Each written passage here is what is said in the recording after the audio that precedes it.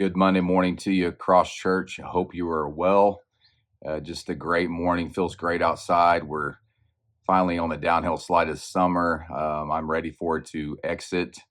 I'm a cool weather guy, so it's great to see our temperatures finally trending in the right direction. I know there's some people out there that love the summer, but I am ready for it to go. But I love this time of year. It's football season. We've got so many football fans in our church, and it's a great time of year for just watching games, going to games, tailgating, all the things that go along with that. And I just thankful for everything that goes along with this time of year and this season.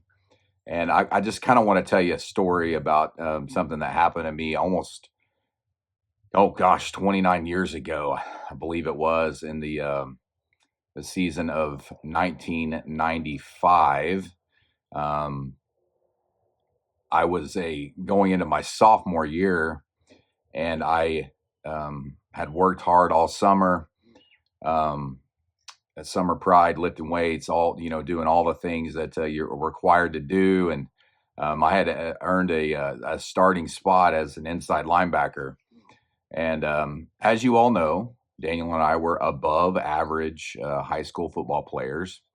Now we were okay, serviceable, I guess you could say, but I had earned a spot. Now, was I great at that position? I was decent, and I felt good about where I was at. I was obviously nervous and apprehensive about things that were going on. Being so young and being a part of a veteran group and all that, but I had earned it, and I had felt great about it, and worked hard, and played in some scrimmages, things like that, and school rolls around, and we had already taken our pictures and things like that. And the great thing about my position is that I had become, I had gotten the number 44, which is the greatest linebacker jersey number you can possibly have. We all know that. We can't argue about that. But I was number 44.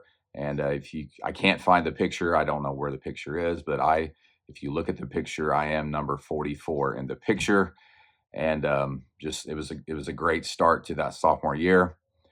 That being said, right when school started, we had a kid show up and became part of the team. Um, he immediately took my spot, um, which I was confused by, obviously. And then I was asked to give him my jersey by my coaches. And so I had to give up my jersey, and then my spot was taken by a player that just kind of came in and just hit the ground running immediately. And I was hurt by this, right? I was kind of devastated by this. I wanted to quit football. I was kind of like had the rug pulled out from underneath me, and I was upset.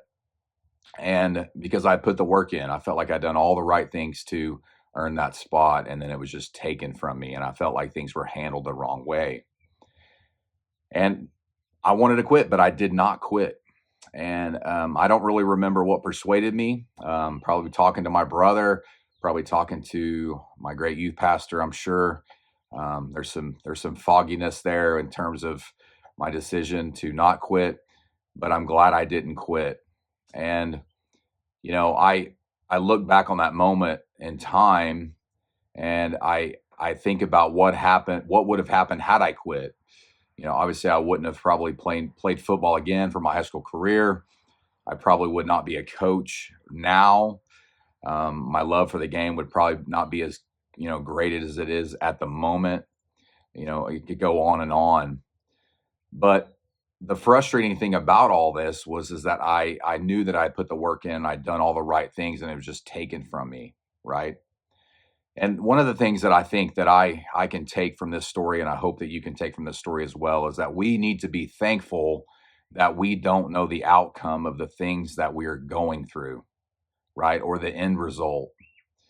Had I known the end result when I started Summer Pride that summer, that I was going to work hard and earn a starting spot and then just have it taken from me, I probably would never have even started, right?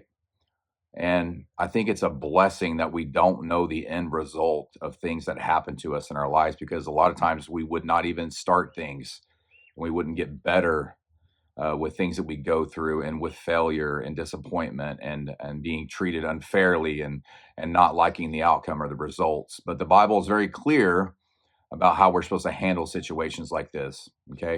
And I'm going to be reading out of 1 Corinthians chapter 9, verses 24 through 26.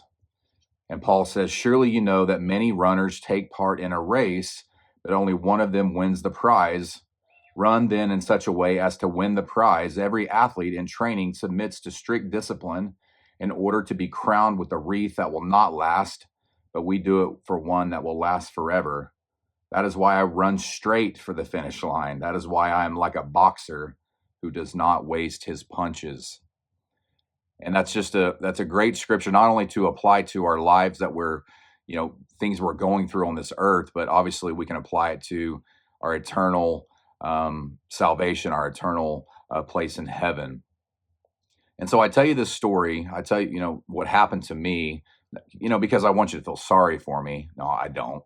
Not at all. I'm just totally joking. But I tell you this story because, things are happening in your life right now you're going to go through, or that you're going through, that we don't know the outcome.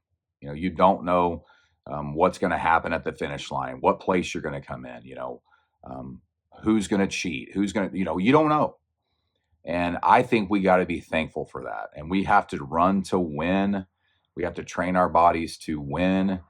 And when we do that, no matter what happens, the outcome will be satisfied, right? There'll be satisfaction. Will there be disappointment? Of course. Will there be a little bit of heartache? Of course, but we'll be better because of it, because we all know that God is working things out for our good behind the scenes that we can't even comprehend. So I hope today, when you think about things that are going on in your life, that you can understand that not knowing the outcome is beneficial to you. We just need to run the race and do our best to run to win. And we got to do that daily, because a lot of times I fail at that daily, right? I wake up in the morning and I don't want to run to win. I'm running to lose. I'm feeling sorry for myself. I'm tired. I don't want to do this. I don't want to do that. And I'm not there to win. I'm there to lose, right? And that day is obviously a struggle. But if we wake up daily, if we have the right mindset, if we do the things that we have to do to get closer to God, prayer, Bible reading, all the things, meditation, all the things that we need to do to prepare ourselves for our daily walk, then that's a way that we can run to win that day in particular. And I fell at that so many times, and we can do so much better in our daily walk with that. So guys, my encouragement to you is, whatever you're going through today, I don't know what that looks like. Run to win. We don't know the outcome, and that is good. We can only control what we can control, and that is give our maximum effort, run to win, straight to the finish line, and see what happens. Just be there at the end, and daily run to win as well in our walk and all that we do. Guys, I love you. We got Wednesday family night coming up this Wednesday. Hope to see you all there. Free meal, free Bible studies, all the great things that are going to start up this Wednesday. Be there and don't miss out. Have a great week. Take care.